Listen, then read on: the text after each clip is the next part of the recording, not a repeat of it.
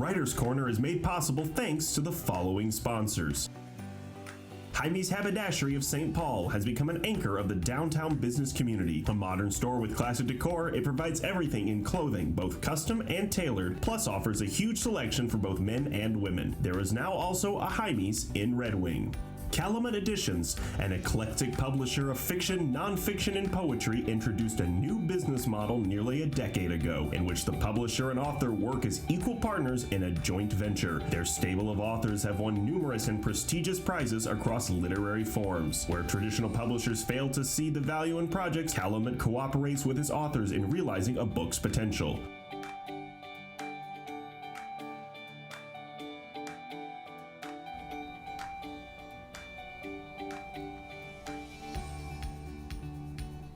And welcome back to Writer's Corner. Alan Miller with you, and I hope I will have very little to say because we have two very talented writers with us.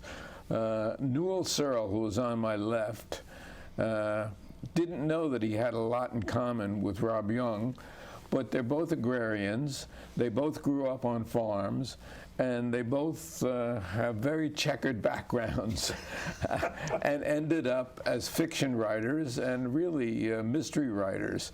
Newell's background goes from Macalester University to the University of Minnesota, and he was actually Minnesota's Deputy Commissioner of Agriculture. Speaking of agrarians, Rob has been a little bit of everything. He's an attorney, he's a fisherman, he's a connoisseur of wines, and what else can I say? He's written a series of books, and his latest, Judgment Day, came out as a trilogy. Gentlemen, it's all yours. Thank you, Alan. Newell, you wrote nonfiction, and so what propelled you into the realm of fiction and particularly mysteries? Well, I wrote history. This is where I started, and I published an award-winning book on a historical topic and some articles, and then I went on into public policy and papers. But that wasn't as satisfying after a while, and so when I finished active career, I didn't exactly wake up and say I want to write fiction, but I wanted to write something not constrained by the rules of scholarship and argumentation, rhetoric. So I sort of backed into it, and I started writing a novel, working through grief after my mother's death, put it away, brought it out when my dad died, worked on it some more, and then decided to get serious, and by the time I was retired. So this is your first novel? This is my first novel, first of a trilogy, and each is a standalone, but there's an overriding story arc to the three of them. It's something of an homage to my origins in southern Minnesota. It's set in the mid-1980s during the farm crisis. It's set at a time when, just before our urban-rural cultural fracture is evident. It's just right there at the cusp of when urban people no longer have as many contacts with rural relatives and rural associations as they had, say, in the 1960s or the 1950s. And so it's a kind of it's a look at life, just at kind of a moment the present moment we don't see coming. Okay. Now, And mystery. Yeah, and then there's a mystery. Has to be. There has to be a mystery. Has to be a mystery on murder. everything's a mystery. Well, did you want me to just say? Well, I was just going to say, Rob just finished the third of his trilogy, Judgment Day, and sort of a different approach. Well, it is a story that started out as a standalone, and as I got to the end of the first book was called The Reaper, and the story starts with the disappearance of a painting at the 1937 Paris World's Fair. The painting was a painting by a Spanish artist named Joan Moreau, and the name of the painting in English is The Reaper, thus the name of the book. So it started out with that missing painting, and I thought it was going to be a book, another standalone, and instead the story ended with a murder. And you can't end a story with a murder. You got to solve the murder, right? So I wrote the sequel, which is The Sower, and that is the story of a all-woman detective agency who is charged with trying to solve the murder after it's a cold case. Judgment Day came out this past June, and it is the story of the first U.S. senator ever to be charged with murder. It's a woman, and it is the continuation of this story that this painting plays there's a thread through the long story. So I write from the seat of my pants. I find it exciting to find out what's going on, and I have new characters pop up, and the stories take turns I don't expect. How about you, Newell? How do you? Pretty much the same. I do not know the end of the story until I write it, and then I may rewrite it, and then I go back and rewrite the beginning in order to match the ending, because sometimes the characters take the story, and I believe the characters. I don't. You asked if I outlined. I don't outline. Because I don't know what the characters are going to tell me until they do. And at times, there's just a moment of insight or something where a character speaks to me in a way and says, no, I want to do it this way. And so I have, one of the villains meets his end in a way that I hadn't foreseen, but then all of a sudden, there it was. And I thought, yes.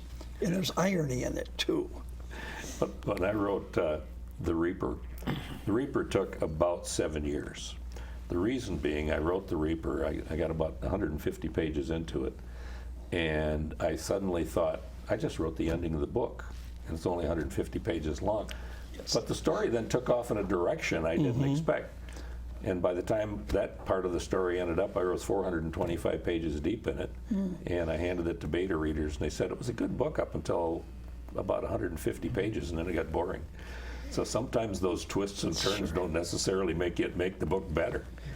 Now, your current book, Judgment Day, which is just out, is somewhat prophetic because it's about a senator, and as we sit here today, a U.S. senator has just been indicted in a massive indictment by the Southern District of New York, and certainly a selling point. It is a coincidence. Our politics is extremely messy, and no, that's not news to anybody right now, and probably the most messy since the Civil War. And so anytime you write about politics, there's a fairly good chance that if you write something that isn't necessarily all light and roses, that you're going to run across it in today's political world. Yeah. And this so happens that this is a reflection of what happened today. Now, Newell, you have written award-winning works in nonfiction, right, and a lot in nonfiction. Was it difficult for you to transition to fiction? Yes and no. No, because in terms of framing a story and creating a congruent world or congruent invented facts for that world, that's like history, only it's a little bit harder because history has all the facts are already there. You just got to reassemble them. Fiction, you've got to create those and then you reassemble them. The difficult part for me as a nonfiction writer was making the transition to thinking less objectively, to think subjectively, to write so that the reader could play with doubts, interpretations, possibilities. When you're writing nonfiction, you don't want those. You want it really clear. I want you to understand exactly what I'm saying. You want fiction to be messier. You want the reader to go off, say, well, maybe it's this, and then you surprise them later on. Yeah. Learning that is difficult. That's like another language. And Rob, as an attorney, How did you come about starting to write fiction? I came about starting to write fiction because of my grandchildren, because before I was a fiction writer, I was a storyteller.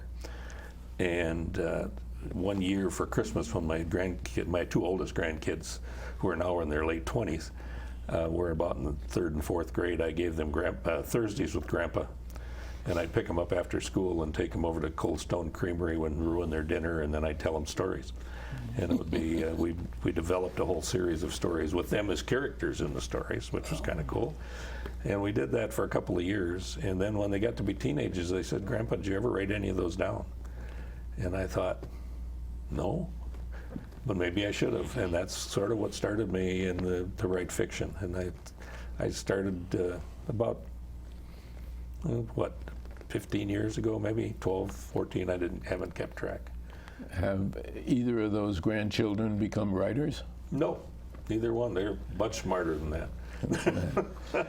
Now, what about research in terms of writing? Do you find that your law background helped you with research? Because I sure do find that was my story. I think that I love to do research, and like Newell, I'm a historian. I'm not a historian by degree, but a historian by love of history and geography. And so I do a lot of research as I write. I write 5 or 6 hours a day, and I would guess that at least 2 hours of that is spent in research. Did my law? I'm sure it did. I mean, it taught you how to analyze things and make, fit the jigsaw puzzle together and that sort of stuff. So yeah, but I love to do research. I think that's half the fun of it. Yeah, I really do. I agree with you there. Now, this novel that you have out now is number 1 of a trilogy, right, as opposed to the conclusion, and we'll talk about what's down the pike for Rob, but what's coming next? What's coming next, it'll come out later this fall, is called Leif's Legacy, and it's about 2 brothers, one an elderly ex-forest ranger who lives on the family homestead on a spring-fed lake in the terminal moraine of my fictitious county, and his much younger brother who is a wealthy doctor. And they don't see eye to eye on the future of the homestead, even though the doctor doesn't own it. But his wife, who's an attorney, she has ideas about how to get title to it because they can develop it for $9 or $10 million worth of homes on a private lake. And when the wily forest ranger leaves the property to a young protege who's a college history professor, we're off to the races. Well, who's murdered? Well, I don't want to spoil it, but Okay. let's say it comes at an unexpected place from an unexpected quarter. That's the best way with these books. Yeah. How's it it's part of a trilogy, but how's it connected to the copy desk murders? There are 3 main characters. The 3 characters here are the focus of the story and their reconciliation with each other and themselves. And the mystery is merely the vehicle to set them in motion. Yeah. And yeah, they resolve that. But they are also critical to resolving this next 2, but they are not the focus. The focus is on other people, other characters, but it's their connections, it's their presence that moves the story around. So they're more the vehicle, Okay. but I introduce new characters with new problems. Basically the same locale. Same locale. Locale is important to me. So is location a character for you? It is. Okay. It is. I'll tell you. The fictitious county is Alton County. That's the name of the township I grew up in. The main lake in the county is called Lake Iosco. That's the name of a township in the county I grew up in. But I also plucked Featherstone, which is the principal town. That's a township in Goodhue County. Rockdale is a locale in Dodge County. So I picked these obscure place names and used them. And of course, it's all fictitious because Yes. we make sure that we. There's no persons in there that Right. are real. Right. Now, what's coming down the pike from you? Well, immediately there is another book with some of these same characters, but it's a different story arc. It is. It will be at least 2 books that I know of. It starts with a art theft, and tied back to the Gardner Museum art theft in Boston about 25 years ago. There's a historical thread that runs through that doesn't get a lot of play. I mean, they talk about it was a $500 million art heist, supposedly the biggest in history back then, and it was very peculiar in how it was done. And there was another one that never got any press in the U.S. at Bruges that followed the same modus operandi 10 years later. And so I picked up on that, and I do the art theft in this one to follow it again, and I follow that to the point where the reason none of the art has ever been recovered is it's used for something that you don't really imagine it's going to be used for. It's used as collateral for illicit financial transactions. But that's not the story. The story is as the investigation of the art theft comes about, the people who are investigating it accidentally trip over a domestic terrorist plot. And I'll leave it at that because I'm a pantser and I know what the plot is and I know what's supposed to happen, but that's a long way deep in the story. The character who is primarily involved in the investigation is the same character that was involved in the investigation in The Sower, the middle book of this trilogy. Ronnie Brilliant, who is a transgender private eye. And so Ronnie will make a reappearance and will become the other character that is from this trilogy is Henri Hawk, and they have a relationship like Holmes and Moriarty, and that develops further in this 2-book series. At least I think it's going to be 2 books. Now, you speak of Hawk. You are actually a publisher, and what's the name of your publishing company? It's called Hawk Hill Literary. Just a coincidence. Just a coincidence. Actually, It is a coincidence because the two names aren't connected. So. And it's interesting now. You have published with Calumet, as have I, which is a boutique publisher, basically.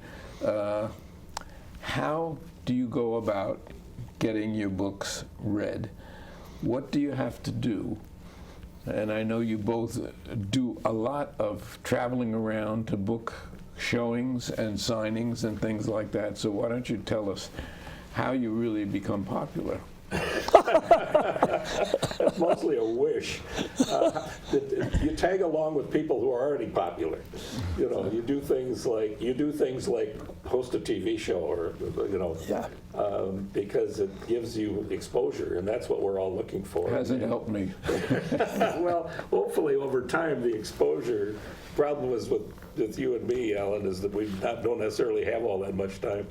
But the exposure is what we're looking for. And I always analogize it to publishing is like a big beach. There's about 1.6 million books a year that are published. And they're like pebbles of sand on a beach. And all we're trying to do is get our little pebble, one of the 1.6 million, just to kind of stick its head up there just a little bit more than the rest of them so that somebody trips over it and decides to look at it and buy it. I do a lot of personal appearances. I do Minnesota Mystery Night. We know about that. We're going to turn that into a radio show. I spend a lot of time. I mentor people. It's just you kind of get immersed in it. Just came back from BoucherCon in San Diego, or the World Mystery Conference. So you meet other authors, other editors, publishers. Now, Newell, I know tomorrow you have a book signing. I have a book signing. Last Saturday I did a reading and a signing? a reading and signing, yeah. Yeah. Yeah. which seem to be pretty popular. You've done quite a few of them with Not this that book. many, just starting. Where's tomorrow so that people know? Well, tomorrow I'll be at Pleasant Valley Orchard in Schaefer, and it's the St. Louis, or I'm sorry, the St. Croix Valley Writers Group. So there'll be a series of presentations.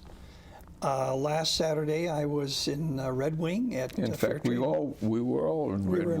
We were in Rosemont, yes. Rosemont, yes. I was Excuse me. in Red Wing before that at Fair Trade Books. Fair Trade Books, one of my best bookstores. Yeah, and then I'm going to be in Waseca on the 28th, where for the Friends of the Waseca Lesueur Library having their meeting, and I'm the chicken on the plate. Okay.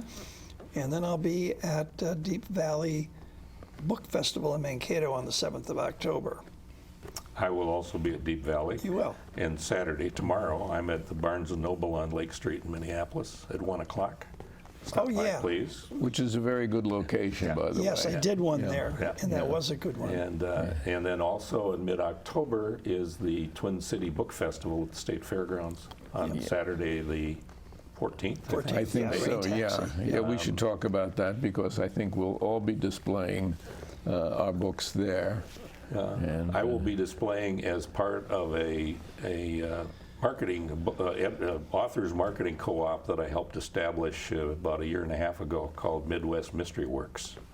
We will have a table there, and I think of the 5 authors that are in that, 3 of us will be present. And So please stop for by. anybody who's interested in local authors and writing, that Rain Taxi show at the State Fairgrounds is a tremendous opportunity for people to go not only meet and greet authors, get a chance to see their books. Many of them offered at discounts, I might say, and it's an interesting, surprising location. Yeah. It is a chance to meet a wide array of authors, not just mystery authors, but authors of poets and memoirists and, a lot of different people to come and impress the flesh and talk to and learn about. So you both spend so much time at these functions, which I don't. How do you have time to write? It's always a problem. I mean, that's why it takes me about 10 months to do a first draft.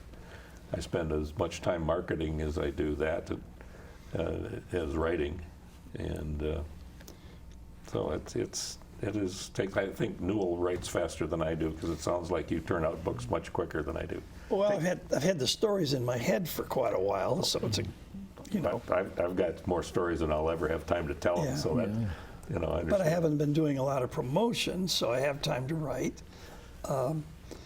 Kind of looking ahead, it's sort of, all right, what's the balance? Besides events, the rest of my life, which has a lot of other parts to it. Yeah, there is that, isn't there? There is that. There is life beyond writing and trying to sell your books. Yeah. Now, you can write 5 or 6 hours a day. Yeah, What's your story? I can do 5 or 6 hours a day. I have to remember to stop, take a break, and move some muscles. It's easier in the summertime to get outside. There's chores to do. But I also try to make time to read, and not only read books in English, but I also read them in Spanish. And that takes time. Why?